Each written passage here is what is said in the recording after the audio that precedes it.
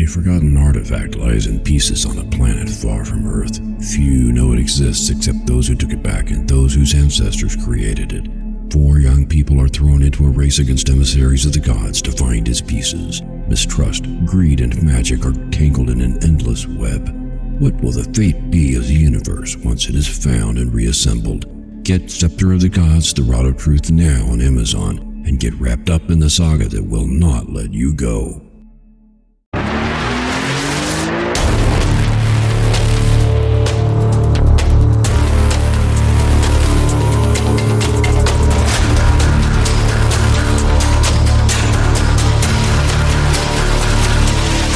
Good morning, and welcome to the Motivational Devotion, where we are merging motivation and spirituality to create a daily dose of confident positivity.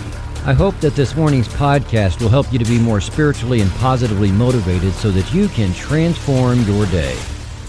Good morning. I am Mark the Writer, and I want to thank you for joining me today as we continue our series, 50 Ways to Love Your Soul. I hope you've been able to follow along with this series and are finding it helpful in getting your new year going in the direction of your lifelong goals, as well as in deepening your spirituality. If you know anyone who could use some encouragement in setting goals or spiritual development, please share this podcast or the blog version from motivational-devotional.com. How do you feel about decisions you made in your life? Ooh, now that's a biggie, isn't it? Have you made great decisions 100% of the time, and those decisions have gotten you exactly where you would like to be right now? If so, that is awesome, and surely you love all those decisions. To be clear, I am talking about career decisions, relationship decisions, home decorating decisions, family decisions, and anything else that has impacted your life. If you are 100% sure that all of those and more have been great decisions, you might not get anything out of the rest of this podcast. It's a great podcast, don't get me wrong, but what follows is for those of us who have regretted at least some of our decisions, or at least felt that we might have made better choices here or there. Having undiagnosed ADHD most of my life, I often felt that I couldn't even make one good decision, though I still made decisions every day. If a decision had the consequences I hoped for, I tended to feel like it was luck or coincidence. I was very negative in my early life, and I expected that my decisions would give me poor results. This is a funny thing about that. If you feel that way about your decisions, you will find that it is a self-fulfilling prophecy. If you feel your decisions are rarely good decisions, so you feel that decisions you make today will probably not be great decisions either, then guess what? You will probably be right. Making a decision with the expectation that failure will almost certainly line up your energy with negative energies, and whatever you choose will be something that is not lined up with positive energy. So what would you expect to happen other than to end up with a bad decision? Am I trying to say that at this point in my life, all of my decisions are now 100% perfect and getting me exactly where I want to be and exactly what I want in my life? I wish. No, I am not trying to say that at all. However, the tables have turned considerably.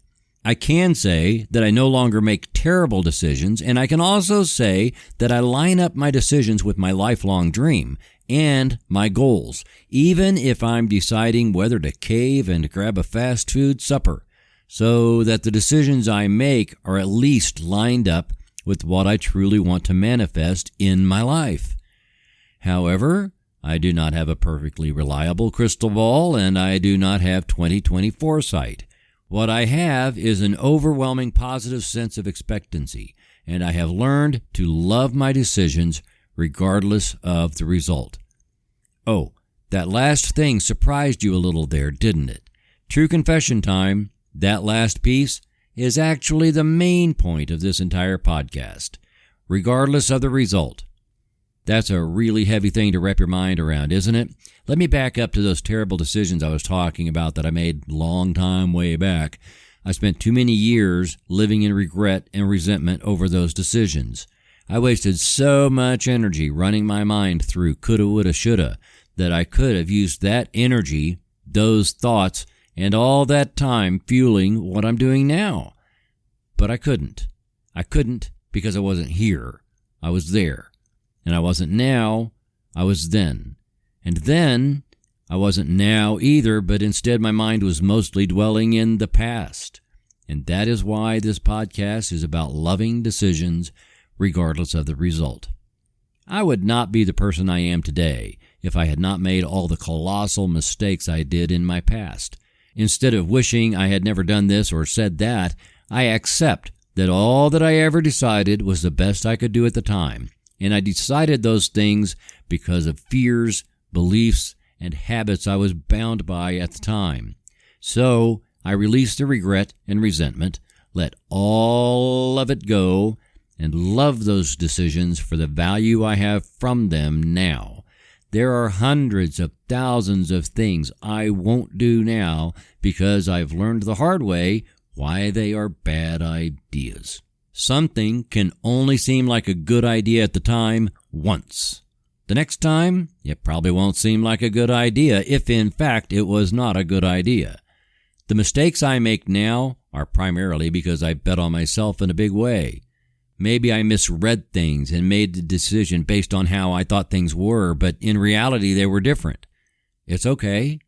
You dust yourself off and take what you know to craft new decisions. That's not easy with a brain like mine, but what are you going to do? I'll tell you what I would do. I would love those decisions all the more because they tell me what works and doesn't work. And that means I am right where I intended to be, and if I want things to be different, I need to adjust my decisions and my intentions.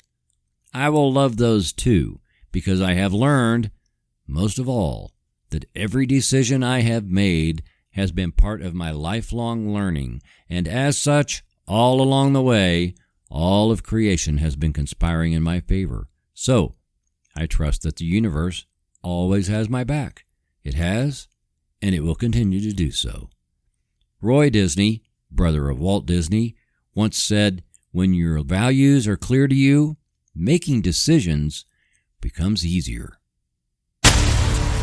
Thank you for taking the time to listen today. Please help keep this podcast going by following the Motivational Devotional Facebook page, following @Threefold Way Radio on Twitter, and sharing the written format of today's message from motivational-devotional.com on your social media. I am deeply grateful for your support, and thank you for letting Motivational Devotional be part of your journey. Peace out. See you tomorrow.